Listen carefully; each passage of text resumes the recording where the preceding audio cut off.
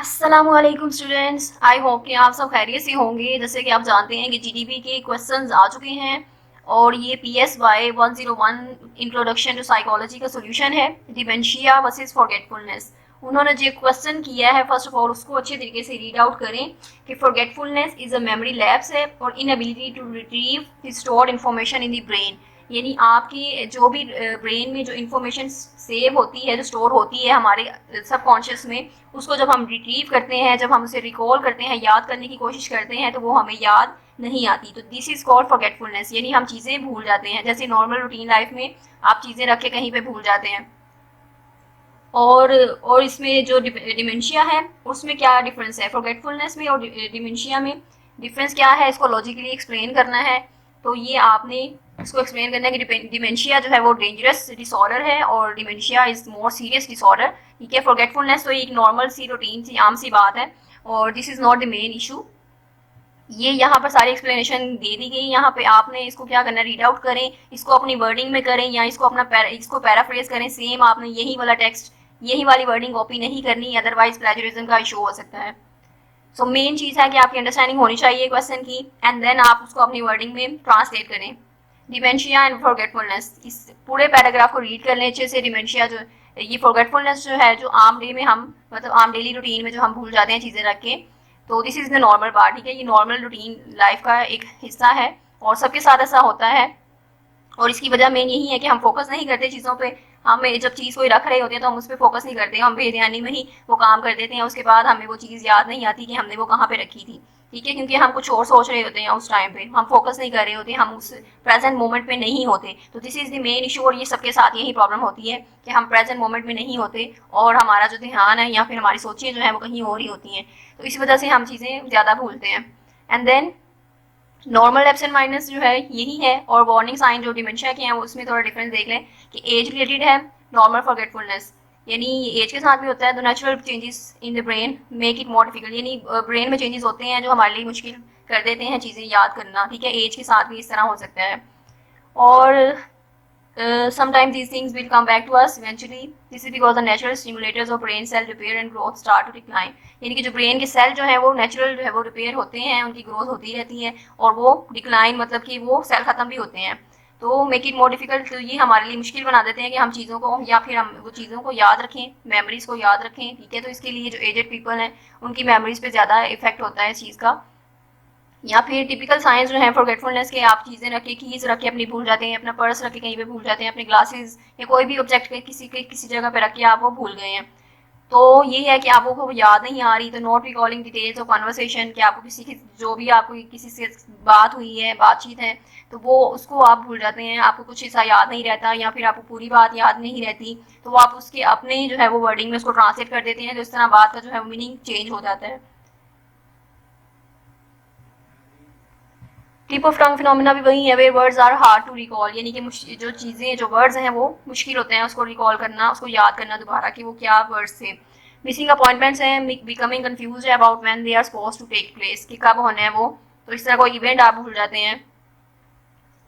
So age related forgetfulness जो है वो अनोइंग है but should be alarming, particularly disruptive. अच्छा, एज रिलेटेड भी है और वैसे भी जब आप फोकस नहीं करते किसी चीज़ पे तो आप चीज़ें भूल जाते हैं। ठीक है, तो ये है कि नॉर्मल चीज़ है ये।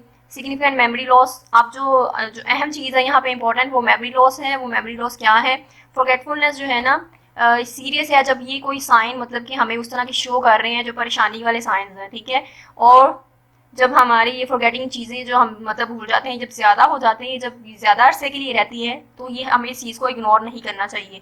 और जब ये ज़्यादा हो, ठीक है, फ्रीक्वेंसी ज़्यादा हो, इसकी ड्यूरेशन इसकी ज़्यादा हो और इसकी इंटेंसिटी भी ज़्यादा हो, तो ये चीज़ें हैं कि 3-4 चीज़ें, ये पॉइंट्स याद करने हैं आपने, इसको मैंशन करना है लाजमी अपनी असाइनमेंट में। और कि ये चीज़ें जो है वो अगर ज़्यादा अरसे के लिए रहें, फ्रीक्वेंसी इसकी ज़्यादा है, इंटेंसिटी ज़्यादा है, और फिर आप इसको इग्नोर नहीं कर सकते। ठीक है, और ये साइन है माइल्ड कोग्निटिव इम्पेयरमेंट का। ठीक है, जिसे हम डिमेंशिया कहते हैं। और ये सिम्टम्स हैं इसके नेक्स्ट डिमेंशिया के, इसको आपने करना है जस्टिफाई करने के ये सिम्टम्स हैं डिमेंशिया के। फॉरगेटफुलनेस के ये सिम्टम्स हैं, मामूली से सिम्टम्स होते हैं फॉरगेटफुलनेस के, जबकि डिमेंशिया के ना बहुत सीरियस सिम्टम्स होते हैं। तो ये है कि आप रोज़ स्ट्रगल करते हैं कि चीज़ों को याद करें, या फिर आप चीज़ें अक्सर रख के भूल जाते हैं। ठीक है, फ्रिक्वेंटली आपके साथ इस तरह हो रहा है। फिर आप आप चीज़ें को, ये नाम, लोगों के नाम भूल जाते हैं, उनको रिकॉल करना बहुत मुश्किल होता है। किससे आप मिल रहे हैं, आपने क्या गुफ्तगू की है उनके साथ, ये सारी चीज़ें आप ज़्यादा भूलने लगते हैं। फिर आप रिलाई करते हैं नोट्स पे, डायरीज पे, प्लानर्स पे, कि आप जो इवेंट्स भूल रहे हैं आप उसको लिख के रख लेते हैं कि आप वो भूलना चाहें। फिर दूसरे सिम्टम्स हैं कि आपको साथ डिप्रेशन भी हो रहा है, एग्जॉस्टन भी है, वेट लॉस भी है। अगर ये सारी सिम्टम्स जो हैं, ये प्रॉब्लम्स हैं एवरीडे एक्टिविटीज़ की, ये सारे माइल्ड कॉग्निटिव इम्पेयरमेंट हो सकती है। ठीक है, ये गुड न्यूज़ ये है कि स्पॉटिंग दिस क्विकली, यानी आप इसको जल्दी स्पॉट कर देंगे, जल्दी आइडेंटिफाई कर लेंगे, तो ये आपको हेल्प आउट करेगी अर्ली स्टेज में ही। और यहाँ पर आप फिर ज़्यादा प्रिपेयर कर सकते हैं इसको अच्छे तरीके से, if it does develop into dementia, यानी कि ये चीज़ आपके डिमेंशिया में डेवलप हो सकती है।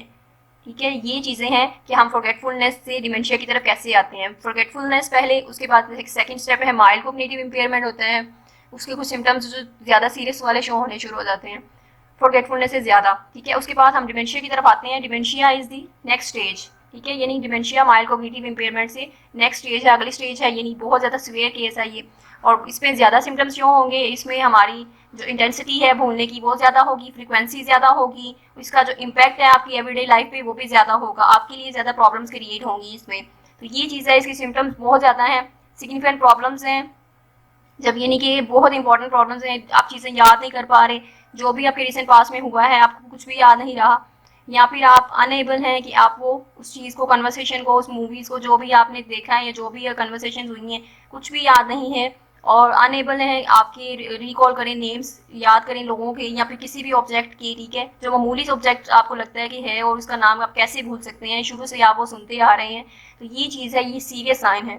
फिर आप रिपीट करते हैं कि आपने क्या कहा है, और losing the thread what they want, यानी कि आप लोगों की बातों को भी भूल जाते हैं, अपनी कही बातों को भी भूल जाते हैं, या फिर आप कहीं पे कोई फेमिलियर प्लेस है, आप वहाँ पे लॉस्ट हो गए हैं, यानी आप वहाँ पे रास्ता आपको भूल गए हैं। ये चीज़ है, बहुत सीरियस मैटर है ये।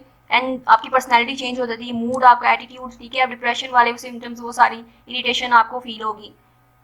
देन सिम्टम्स, ये आपको ये अलोन जो सिम्टम्स हैं definitive symptoms of dementia, but should यहाँ पे आपने फर्दर इन्वेस्टिगेशन भी करनी है बाय अ मेडिकल प्रोफेशनल। सिर्फ इन सिम्टम्स को नहीं करना, बल्कि आप जो मेडिकल यहाँ पे प्रोफेशनल हेल्प है उसको आप ले सकते हैं उसको आइडेंटिफाई करने के लिए।